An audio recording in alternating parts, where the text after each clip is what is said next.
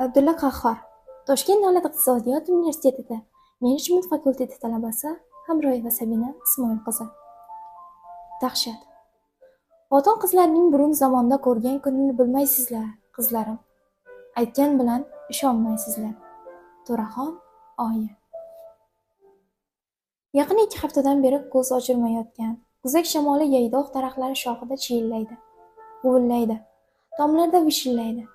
Yopiq eshik va darchalarga bosh urib uf tortadi. Bunday kechalarda odamzod qo'y-mijoz, uch bo'lib va nimanidir kutib jimgina o'tirishni xohlab qoladi.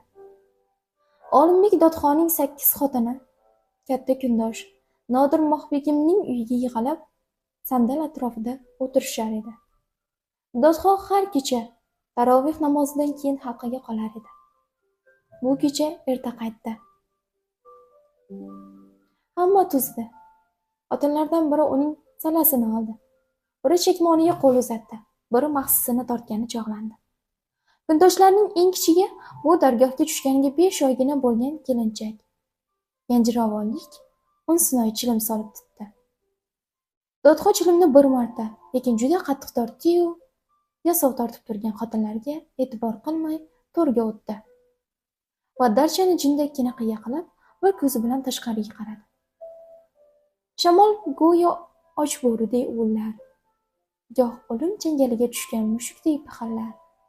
Vag'illar, hech narsa ko'rinmas edi. Dodxon darchani zichlab yopib, joyiga o'tirib tasbeh o'girishga kirishdi. Uning barmoqlari tasbeh donalarini tez-tez o'tkazayotgan bo'lsa ham, qulog'i g'uvillayotgan shamolda xayoli Go'ristonda edi. Hozir Go'riston qanaqa vahimali bo'lsa ekan. O'zbek Go'ristoni o'zi xunuk, uning ustiga Go'riston haqida aytilmagan xunuk gap, to'qilmagan vahimali mishmish qolmagan emas. Haqiqatdan, bunday ko'chalarda Go'riston esiga tushgan har qanday odam, ayniqsa Dodxon singari payg'ambar yoshidan oshib, kafanligini sandiqqa solib qo'ygan kishi o'lishidan ham ko'ra, Go'ristonda yotishini o'ylaganda tiligacha sovuq ter chiqadi. Dodxon boshidan Go'riston xayolini chiqarib tashlash uchun tasbehini qo'yib undan-bundan gapirgan bo'ldi. Lekin hech kim bu gaplarga gap ulamadi.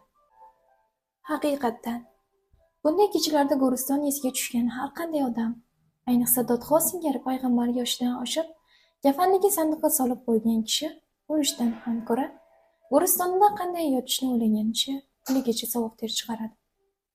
Dodxon boshidan Go'riston xayolini chiqarib tashlash uchun tasbehini qo'yib, undan-bundan gapirgan bo'ldi. Lekin hech kim gapga ulamadi. Shamol bir xuruj qolganida nimadir keltirib darchaga urdi. U narsa darchani tirmalaganicha sidirilib pastga tushib ketdi. Hamma o'tirgan yerda go'yo bir qarich cho'kkanday bo'ldi va tinmay bir-biriga qaradi. Dodxon xotinlariga, ulardan ham ko'ra o'ziga taskin berish uchun o'rnidan turib darchaning bir tomonini ochdi. Darchadan kirgan shamol osma chiroqni lipillatdi, tebratdi. Dodxon pastga qaradi va suyanib ketgandek, "Bo'yra ekan", dedi va darchani yana zich yopib joyiga o'tirdi. Bo'yra odatda tobutga solinadigan bo'lganidan Dodxonning ko'z oldiga odamlarning yelkasida lapinglab ketayotgan tobutni keltirdi. Tobut esa yana Go'ristonni eslatdi. Go'riston haqida bolalikdan qulog'ida qolib ketgan vahimali gaplarni, hodisalarni joylantirib bordi. Dodxon bu xayollarni yengish uchun Go'riston vahimalaridan o'zi so'z ochdi. 2 og'iz gapining birida o'zining dovyurakligini xotinlarga, ulardan ham ko'ra o'ziga pisanda qila ketdi. Gapdan gap chiqib Nodir Mohbegim bir voqeani aytib berdi. Bola edim. Rahmatli dadam gap yer edilar. Bir mehmonxona yigit. Mana shunaqa shamol kechasi ekan. Hozir kim Go'ristonga borib, Asqar Ponsodning go'riga pichoq sanchib keladi, degan gap bo'libdi. Shunda bir kishi pichog'ini qinidan sug'urib, "Men sanchib kelaman", debdi.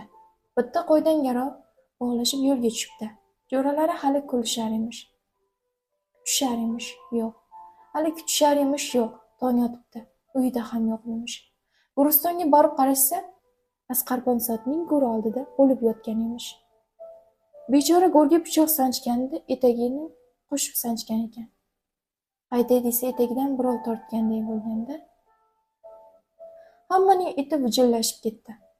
Uzoq jimlikdan keyin Unsin yonida o'tirgan kundoshiga shivillab, o'lsin, nokas odam ekan, bitta qo'yni deb go'shtga arsiydigan narsa bo'lsa, dedi. Bu gapni Dodxo eshitib qoldi. Uning nafsoniyati qo'zg'adi. Dodxoday odam Go'riston deganda tizzasi qaltirasa, birov olamga podsho qilaman degan taqdirda ham borolmasa-yu bu qiz mushtday boshi bilan arziydigan narsa bo'lsa men boraman desa. Dodxo g'ashi kelib, Unsinni masxara qildi. Obbo tegirmonchining qizi, bitta qo'yni nazarlari ildimaydi. Nechta qo'y bo'lsa arzir edi. Sen o'zing 10 ta qo'y bersam, pichoq sanchib kelasanmi? 100 ta qo'y, davlatimning yarmini bersam borasanmi? Unsinoy Bozvantidagi tangalarni o'ynab, menga davlat kerak emas, davlat kerak bo'lsa borar edim, dedi. Bu gap Dodxoga tegib ketdi. Nima kerak? Unsin indamadi. Dodxoning savoli javobsiz qolishi mumkin emas edi. Shuning uchun bittasi gunoh qilsa, hammasi baravar kaltak yeydigan kundoshlar Unsinni turkilashdi. Javob bersang-chi, tildan qoldingmi? Yonida o'tirgan kundoshi tirsagi bilan biqiniga 2-3 turtgandan keyin Unsin boshini ko'tarib, balo qazoda tikilib turgan Dodxoga bir ko'z tashladi-yu, yana boshini egib, lekin dadil javob berdi.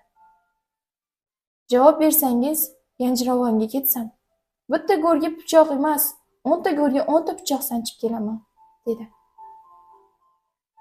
Uning maqsadini kundoshlar darrov fahmlashdi, lekin Dodxo bunday gapni sira kutmagani uchun yanglish tushundi.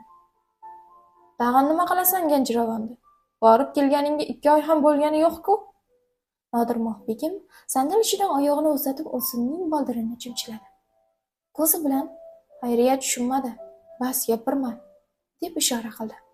Biroq Unsin jonidan kechgan kishining shijoati bilan Dodxoga tik qaradi. Yo'q, men butkul ketsam demayman. Javobini bersangiz demoqchiman. Gapni aytgan Unsin boshqalar o'tirgan joyida yerga qapishib ketdi. Biroq Dodxo hammaning kutganiga qarshi qo'liga qamchi olib Unsinni qayering qichidi desa olmadi. Aksincha zaharxanda bilan bo'lsa ham muloyim gapirdi. Shunaqami? Xo'p mayli, aytganing bo'la qolsin, dedi va bir oz o'ylab turib, g'ijinganini yashira olmay ilova qildi. Lekin Go'ristonga pichoq emas, qumg'on bilan borasan. On hasratim sag'anasi oldida qumg'on qaynatib, bitta choy damlab kelasan. Maylimi? Mayli, dedi Unsin ko'zlari javdirab. Lekin lafzingizdan qaytmasangiz. Dodxoning dami ichiga tushib ketdi. Bir gadovachchaning bu dargohdan ketishga oshiqishi unga haqorat bo'lib tushdi. Endi Unsinni tilab olish uchun biroz so'z aytishga hech kim, hatto Go'ristondan uning o'liga kelishiga ko'zi yetib, ichida faryod chekayotgan Nodirmoh begim ham jur'at qila olmay qoldi. Dodxoning oppoq uzun soqoli tovushi titradi. Xo'p, lafzimdan qaytmayman. Mana, xotirjam bo'la qol. Men hozir seni bir taloq qo'ydim. Qaytib kelganingdan keyin 3 taloqsan. Bor, qumg'onni ko'tar. Unsin Dodxodan darrov yuzini berkitganicha chiqib ketdi. Nodirmoh begim qo'lidan boshqa ish kelmaganidan keyin hech bo'lmasa Unsinning yuragiga quvvat bo'ladigan bir ikki og'iz so'z aytish maqsadida ketidan chiqmoqchi bo'lgan edi.